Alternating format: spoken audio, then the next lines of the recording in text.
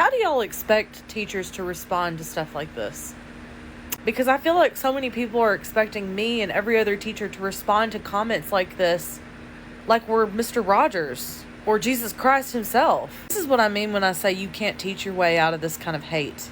Now, this person may be saying he doesn't care whether or not they're a right-leaning or left-leaning teacher, that we're all trash. But I can guarantee you all the money that I have in the bank that I know who this guy is voting for. I honestly, at this point, can't stomach to read one more comment from a Republican teacher acting like y'all have no clue what's going on. See, what's wild here is, she's not even wrong to be frustrated. She's just loud about something most teachers whisper. The Republican safety net idea is a fantasy, and deep down, a lot of teachers already know it. The same crowd that hates teachers as a concept doesn't suddenly make exceptions for the ones who voted correctly. You're still a government employee standing between their kid and whatever they want their kid to believe. That's the threat. Not your politics, your existence. You're just okay with people hating teachers because you feel like you're going to be cloaked in some kind of Republican safety net. I'm here to tell you that there are some people that do not care whether or not you voted for Trump or not. They still hate your ass because you decided to be a teacher. And to any Trumpy dumpies that are mad that I say you cannot be MAGA and be a history teacher, bitch, I stand by it, but I will elaborate just a little bit more. If you are MAGA and a teacher, I just do not see you as qualified enough to teach me anything. I do not trust your judgment on anything. And I say that because I don't understand how you can go to school, get a 4-year degree in teaching and history, and not see the patterns. A young girl just questioned a 4-year degree. And the frustrating part is, the logic actually tracks. Not because degrees don't matter, they do. But because credentials without critical thinking are just expensive paperwork. And her point about patterns, that's literally the entire purpose of studying history. If you spend years learning how authoritarianism rises and still can't recognize the warning signs when they're happening in real time, that's not a political disagreement. That's a professional failure. She's paying attention. Question is, are the adults? Because me personally, I've been taking AP history classes all my high school career, you know? And every day, we're in those classrooms, first period, I'm making the connections. I'm like, oh, wait, what happened back then? It will cause some atrocities and tragedies back then. It's happening now. And it's not even just like a thing about political views that I don't agree with. No. Republican, okay, I can accept that. Like, I can get along with that, you know? That's a political view, you know? I'm not arguing with you about political views, bitch. I'm arguing about fucking just flat out racism and misogyny, phobia. It's not a political thing, bitch. You're just outright racist. And Trump was your one-way ticket to white right nationalism on a center stage. Like, you don't like Trump because he loves America. He's so smart. He's doing better for America. You like him because he wants to make America white again. America was never white. America was never white. She said it flatly, like it's just geography. Because it is just geography. Indigenous nations, African labor that built the economy, Chinese workers who laid the railroads, Spanish settlements older than the Constitution itself. This isn't revisionism. It's a map. Look at one. What gets me is nobody ever argues the actual history. They just call it propaganda and change the subject. That's not a rebuttal. That's a flinch. So, like, MAGA and Charlie Kirk, it was never about political views, bitch. Because you're arguing with just fucking racism. Charlie Kirk said he doesn't believe black women are smart enough to make their own decisions. Bitch, is that a political view or is that racism? You tell me. So, if you're MAGA and you're a teacher, I believe you're a psychopath. And the fuck? Just scroll through the comments, but there's way too many incidences of white ring teachers try to intermingle their right-wing ideologies in their lessons. Just so known for being delusional and creating your own agendas and reasons for everything. And that I blame Trump. Because before 2016, you were able to prove people wrong and they were able to take their L. But since then, people, you can prove them wrong. Will just be like, no, you're wrong. No, this is what's right. And you go have the evidence sitting in their fucking face, and they'll be like, no, that's not right. You're trying to let this propaganda. You cannot tell these people that they are wrong and they are factually incorrect because they will sit in your face and tell you no. Even though you are showing me evidence proving this fact, you are still wrong because it goes against what I believe in. And that is something I cannot argue with. I cannot argue with ignorance. I cannot argue with stupidity. Okay, this is the most important moment in this entire video. Listen closely. What she's describing is called epistemological collapse. When people no longer agree on what counts as evidence. And when that happens, everything breaks. Not just classrooms, democracy, law, science, basic conversation. You can't educate someone who's been told that education itself is the enemy. You can't show someone proof if they've been preloaded with the belief that proof is propaganda. Teachers aren't failing these students. The information ecosystem those students go home to every night is dismantling whatever gets built during the day. That's not a school problem. That's a civilization problem. And this girl sees it clearer than most adults do.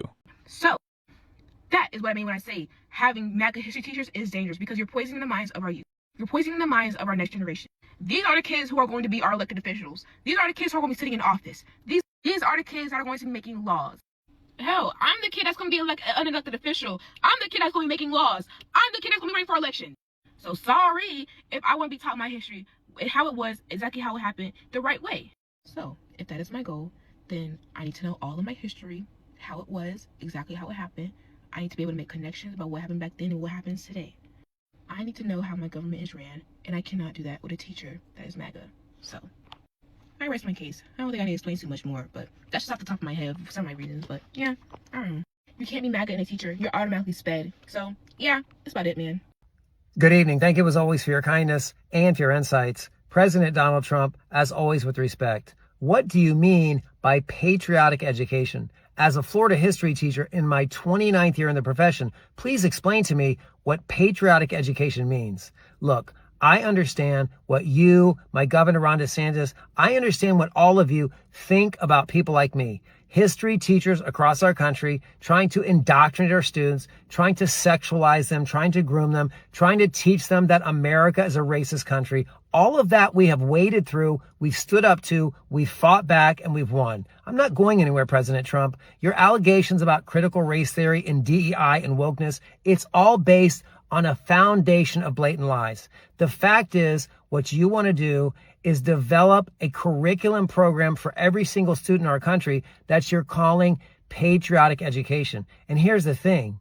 You would have the Federal Department of Education issue grant money to any state that wants to implement so-called patriotic American curriculum programs. 29 years, in Florida, still standing, still asking, define your terms. That's it. That's the whole thing. He's not ranting, not crying, not posting from a parking lot. He's calmly asking a sitting president to explain what a policy means before it gets written into law. Patriotic education sounds great until someone has to define it, because whoever controls that definition controls the curriculum, controls what gets taught, controls what gets erased. Vague language is always a power grab wearing a nice suit. This teacher's been around long enough to know it. But here's the thing, President Trump.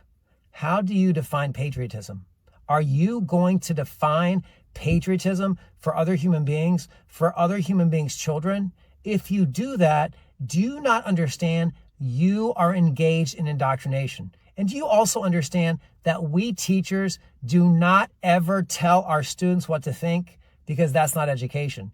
Education is engaging students in a history class where they analyze primary sources. They watch video clips. They do readings. We discuss all the above, and I do my best to relate the past to the present so my students can become better thinkers. I don't tell my students what to think. I help my students be better thinkers to learn the lessons from the past. I don't tell students what to think. I teach them to think better. That one sentence is the entire argument. Someone frame it. Because here's the thing. Teaching kids to analyze primary sources, weigh evidence, and form their own conclusions is literally the opposite of indoctrination. It's the antidote to indoctrination. If you build a curriculum that pre-decides the conclusion before the evidence is examined, you haven't educated anyone. You've just manufactured loyalty, which is ironically exactly what he's being accused of doing. So here's the thing. If you decide what curriculum is patriotic, you're undermining and you're deeply offending every single public school teacher in the state, in the country, in the world for that matter, especially history teachers, because we don't need you to define what being patriotic is. It's not my job to try and teach my students that America is great or that America is inspiring. My job is to share the history with them under the firm belief and conviction that they can develop their own conclusions and they can develop their own understanding of what America means to them. Donald Trump, your ruse called patriotic education is again built on a foundation of lies, and it's built on you being the one who wants to indoctrinate them. And that's offensive. You guys be well and have a great rest of your day. I've got some education adjacent topics that I believe are MAGA pipelines. You can disagree with me or not on some of these, but if you get it, you get it. And if you don't, you don't. Number one, homeschooling because you are anti-public school. I'm going to say it again, not because you think it's better for your kid, but because someone convinced you that public school was trash. Number 2, unschooling. Not homeschooling, unschooling. Number 3, casually joking about bringing back corporal punishment. Number 4, these fancy lunchbox, pack my kids lunchbox with me TikToks. Again, if you get it, you get it. If you don't, you don't. Number 5, anybody that is anti-inclusion special education in totality. The next 2 are on the list because they are adjacent to parental rights and will upset some of y'all. Number 6 is pro cell phones in class. And on the opposite end of that spectrum, all tech is bad in the classroom. Number 8 is CCTV in classrooms for the same exact reason as number 6 and 7. Number 9, and y'all hate to see this one coming, but overly Pinterested, overly decorated classrooms. And the last 5 on this list. The Pinterest classroom one sounds ridiculous until you follow the thread. The common link through her whole list isn't the items themselves. It's the underlying message. Public institutions are broken. Teachers can't be trusted. Parents should control everything. That sounds reasonable at surface level, but pushed to its extreme, you get kids who've never had a single idea challenged by anyone outside their household. That's not education, that's insulation. And the pipeline isn't obvious, it's gradual. Aesthetic. You click on a cute fall reading nook, and 3 months later you're at a school board meeting screaming about library books. That's how it works. Slow and pretty. Go so far left, in my opinion, that they circle all the way back around to the right. Y'all hate to hear me say it, but these 5 pieces of rhetoric are MAGA pipelines. They're MAGA pipelines. Public school exists only to breed workers. Public school stifles free thought. Teachers are bullies and on a power trip. The honey badger parenting style and the belief that children, students, should be fully autonomous in their decision making on school campuses, meaning adults can't tell them what to do. Sometimes MAGA Republicans can trick us into thinking that their bad ideas are our good ideas. Any ideology that's trying to convince you that public school is inherently bad for children and that teachers are inherently bad people is not rhetoric that's coming from the left. That is ideology that's being pushed from the right. Don't fall for it. While we're at it, I have always wanted to know the inner thoughts of your run-of-the-mill, Trump-supporting Republican public school teacher. And if you're anything like me, I know you would be really curious to hear how those teachers felt about the state of public school today, the elimination of the Department of Education, Bibles in public school classrooms. If you're a public school teacher and you voted for Donald Trump, I sincerely want you to share your innermost thoughts and feelings about these topics to me so that I can read them to other people anonymously for you. I actually sincerely want people to know how y'all feel about certain things, because I don't think the average American really understands how Republican public school teachers operate, think, or feel.